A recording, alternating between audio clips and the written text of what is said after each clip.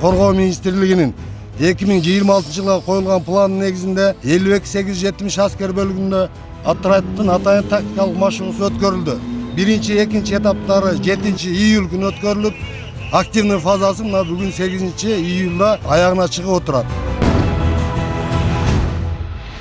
Өздүк курамды коргоо министринин башкармалыктарынын атынан, командачылыгынын атынан куттуктап кетем.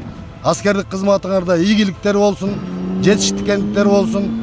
Бир жетишкендик менен токтоп калбастан алдыга умтулуу саат сайын болуп туруш керек.